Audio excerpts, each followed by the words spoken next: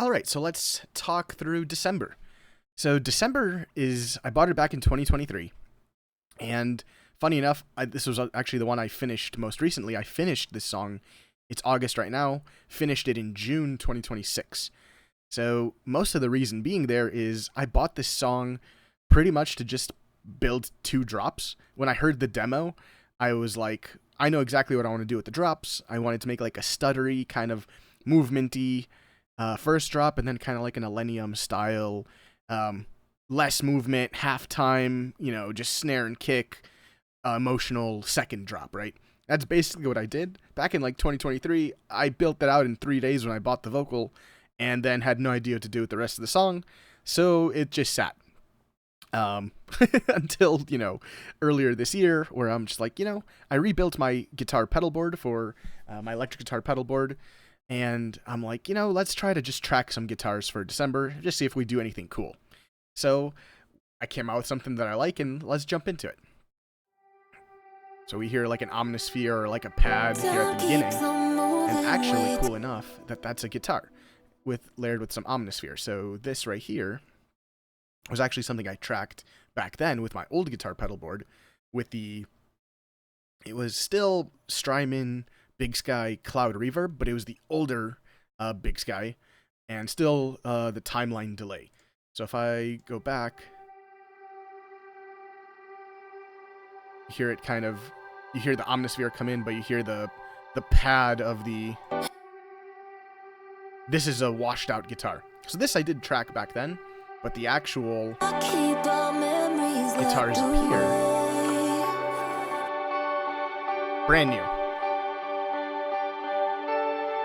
And you kind of hear the difference in the reverb, right? This is using the newer MX, the Strymon Big Sky MX, which has the newer reverb algorithm, which sounds straight up like heaven. It's so beautiful. So here's the guitar part.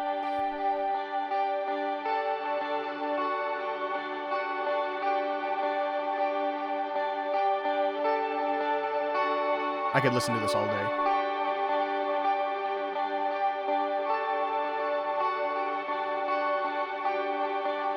Yeah, I'm getting lost in that. But the really fun part here, and where sometimes you make happy accidents in terms of your production, is these two tracks right here.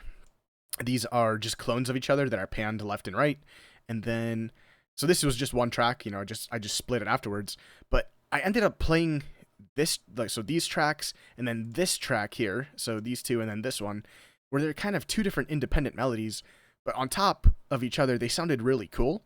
It sounds like they have like that ping pong like effect where it's like, or like a cool delay, but it's just two separate melodies that are on top of each other. So if I just single those out individually, so we'll have this one. Just a really simple electric guitar, like ARP, essentially. Just two-note melody, essentially. Very simple. And this one's a little bit more, I'll go back a little bit. A little bit more bouncy. That both independently go with the vocal, so I wasn't really sure what I wanted to do. But then, when I played them together, I got this. I'm like, wow, this is really, really pretty. And you hear that really big reverb just filling all that space. And it just stuck. I'm like, yeah, this is it. So that's pretty much how I got the verse down. And then if we go down a bit, I just do my typical noir or contact noir piano. And then I got my pads here with labs, and then some worship pads here that come in afterwards in this build up. But the guitars really are, I wanted them to be the central focal point of the verse, and I think I came out with something that is so cool. It's so pretty. It's not really something I've, done quote unquote historically. So it was new to me, and I absolutely loved it. So going forward a bit, if I unsolo this, let's get into the vocal a little bit.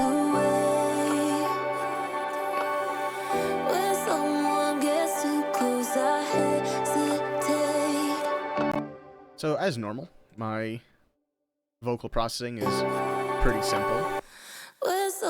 A little bit of OTT, EQ, and then just some Valhalla. Yep, Valhalla vintage verb.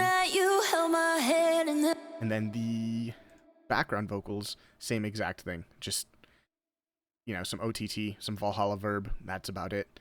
Then we get into like the drop. We'll get into that when we get there. But then I have some like pitched up and pitched down vocals just to add some more space and some more punch.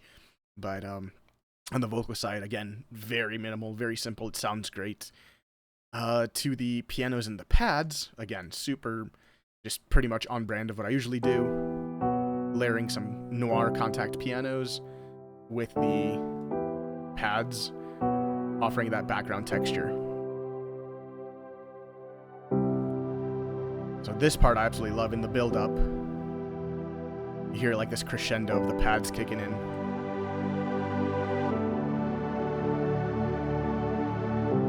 Yeah, this part was awesome. That was another part that I knew I wanted to do actually, is I wanted to have the guitars playing through here with a little bit of percussion. And then I wanted it to cut out, like, right here.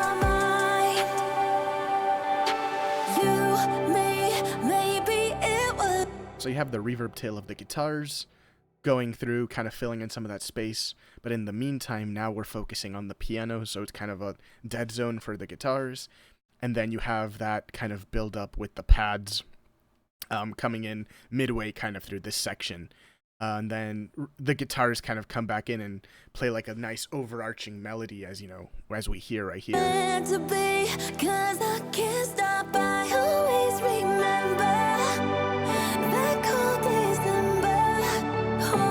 then it kind of gets into the actual build-up of the track with the build-up claps.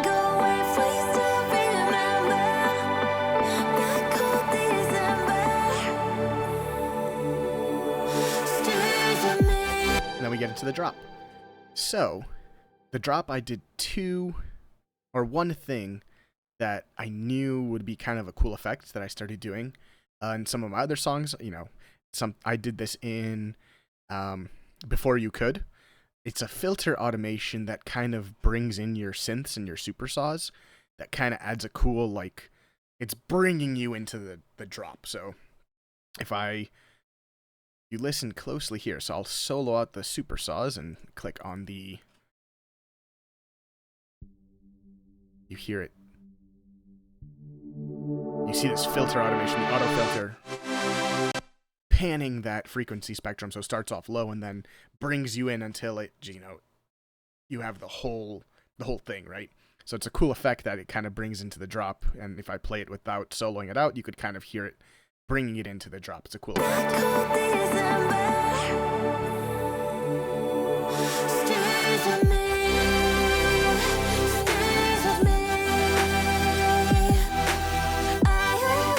There's that kind of stuttery, that side chain, kind of giving that stuttery effect.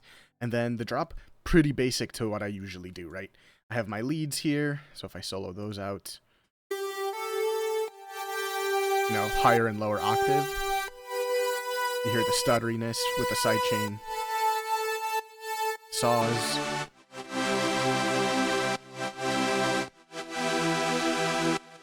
And then the bass.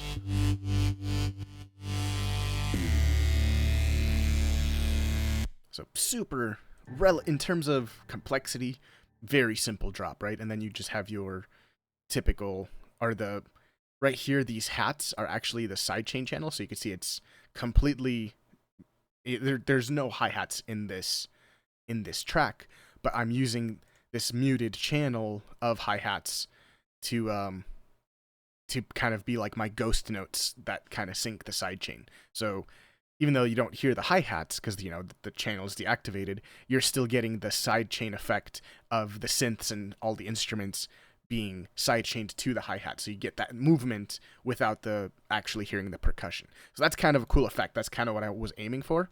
And then you just have if I solo out the snares and the kicks, very simple.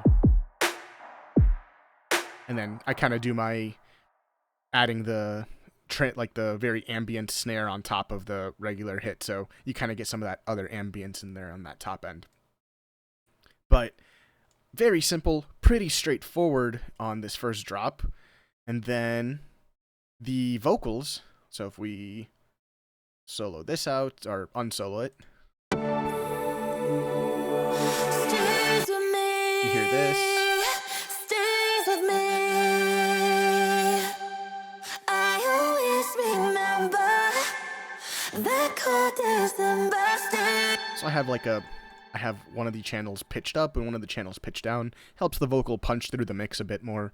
And it kind of gives a cool effect, throughout the entire drop, where it kind of separates it from the verses. I unmute it.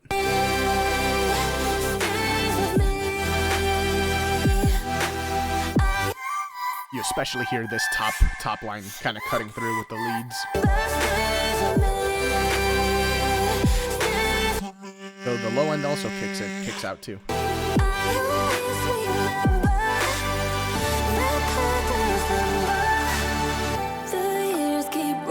And then honestly, the second verse, pretty much a repeat of the first. Really not much else.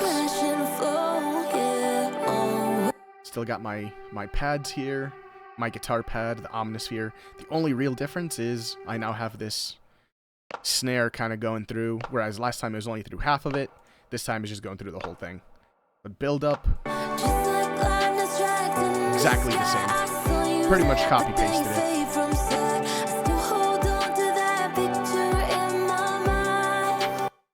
And then kind of gets into the build up. It was meant to be, 'cause I can't stop. I always remember that cold December. Heart beats hard when you held on to me. Why'd we These guys really love that kind of top end melody. And then here's the Millennium style drop. One thing I do different here, though, you have this guitar going over the top.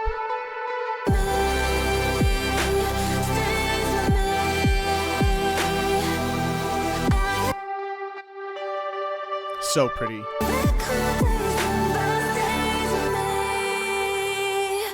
And then you hear the reverb tail of the guitar kicking out.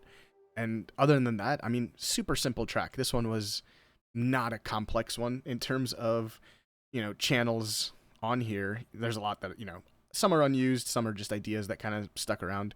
But I think Beautiful Liar was like twice the size of this one, right?